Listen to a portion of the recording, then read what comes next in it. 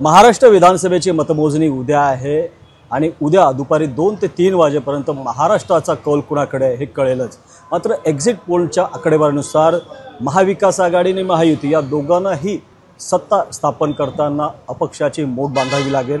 त्याच अनुषंगाने आता दोन्ही पार्टीकडनं अपक्षांची जुळवाजुळव सुरू आहे। ज्या विविध पक्ष आहेत छोटे त्यांच्याही नेत्यांबरोबर बोलणी झालेली आहे।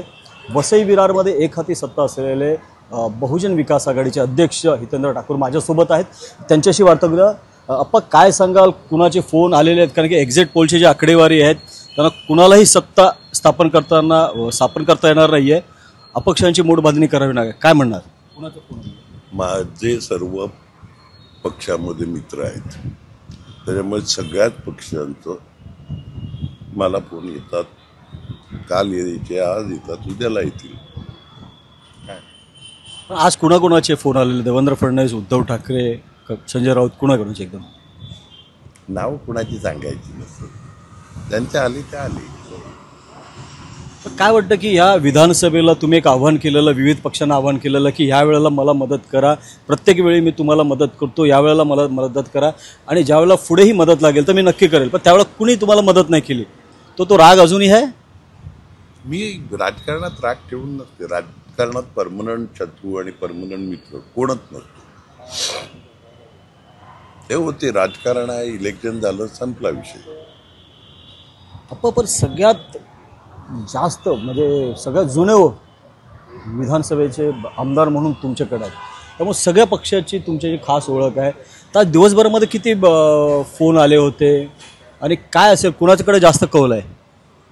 माझ्या लोकांचं हित, माझ्या विभागाचं हित बघणाऱ्या माणसाकडेच कौल असतो। विभाग मला सर्वोच्च आहे, माझी लोक मला सर्वोच्च आहेत, बाकी काही नाही। प्रत्येक वेळी आपण ज्यावेळेला पक्षाला विविध मोठ्या पक्षांना मदत करता त्यावेळेला फक्त आपल्या मतदारसंघाचं हित आणि विकास कामं हे मागता, यावेळेला कुठलं मंत्रिपद वगैरे काय अपेक्षा आहे का बिट्टू दादासाठी वगैरे? मी काय क्षितिज काय कोणीही मंत्री व्हायचं असतं तर कधीच झाले असते। मंत्री होण्यामध्ये फार इंटरेस्ट आहे, अशातला भाग नाही। त्यामुळे आम्ही आहेत ते बरे आहेत, लोकांबरोबर राहतो, 12 महिने लोकांमध्ये असतो, ते राहायला आवडेल आम्हाला।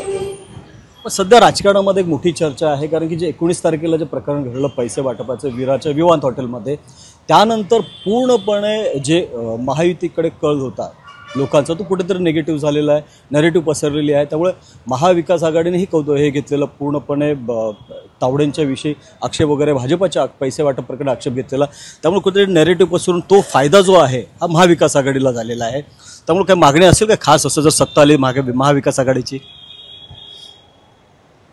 नॅरेटिव्ह वगैरे मला माहीत नाही, कोणाला फायदा झाला ते पण मला माहीत नाही। त्यांना फायदा झाला असेल देव त्यांचं भलं करू। आम्हाला एवढंच माहिती आहे चुकीच्या पद्धतीने राजकारण होऊ नये, इलेक्शन फेअर झाली पाहिजे।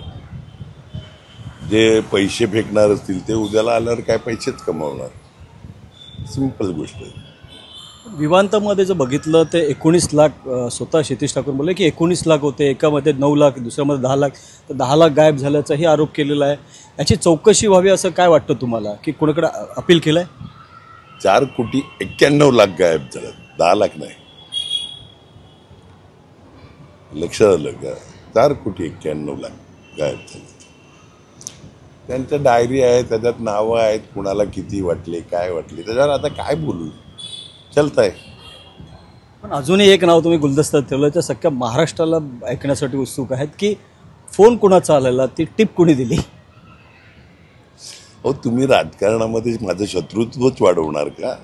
काही गोष्टी मला वरतून आलेलं एवढं मी सांगितलं बरं। नक्की जर समजा अशी गरज लागेल की बाबा मदत करण्याची, आमदारकी म्हणून तर हे महाराष्ट्रामध्ये सत्ता स्थापनेसाठी जर मदत लागेल तर त्या व्यक्तीचा, भाजपाने ज्या मोठ्या व्यक्तीने जर तुम्हाला टिप दिली आणि त्याचा फोन जर आला तर नक्कीच तुम्ही ते मदत करणार भाजपाला? त्या व्यक्तीचा फोन आला तर?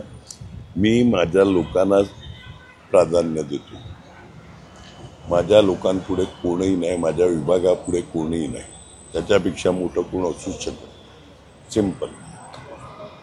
नक्कीच हे होते हितेंद्र ठाकूर यांनी स्पष्ट केलेलं आहे की माझ्या मतदारसंघामध्ये जो काम करेल मी त्यालाच सपोर्ट करेल. प्रभाकर कुडालकर, एबीपी माझा, विरार. एबीपी माझा, उघडा डोळे बघा नीट.